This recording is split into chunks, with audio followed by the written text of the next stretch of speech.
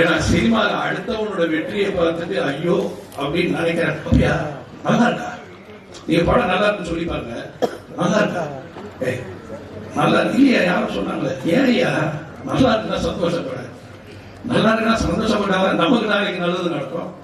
இப்ப மாணிக்க சார் மாதிரி ஒரு ப்ரொடியூசர் வந்திருக்காருன்னா காளிகாம்பாள் யாரை வச்சு, காளிகாம்பாளை வச்சுட்டு வந்திருக்காரு, அண்ணாமலையாரை வச்சுட்டு வந்திருக்காரு.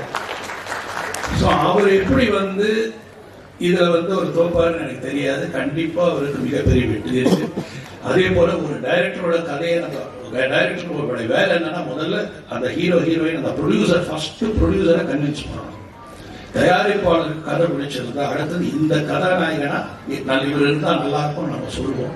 அந்த கதாநாயகிட்ட என்னுடைய டைம் நான் சொல்றது சொல்றேன், ஏன் அந்த கதாநாயகிட்ட போ, அந்த கதாநாயகிட்ட கதை சொல்லுவோம்.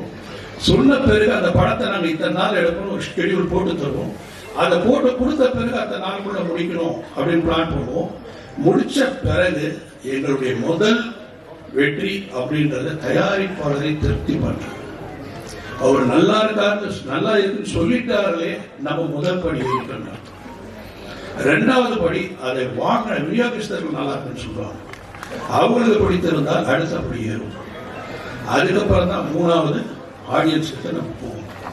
இத மாதிரி ஒவ்வொரு ஸ்டேஜ் ஆஃப் சக்சஸ்.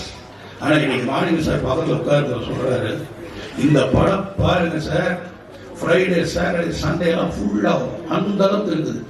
இவ்வளவு சந்தோஷப்படக்கூடிய அளவுக்கு இந்த டீம் அவருக்கு ஒரு படம் கொடுத்தாருன்னா அந்த ப்ரொடியூசர் நினைச்சு இந்த நிப்பாருங்கிறது எனக்கு நம்பிக்கை.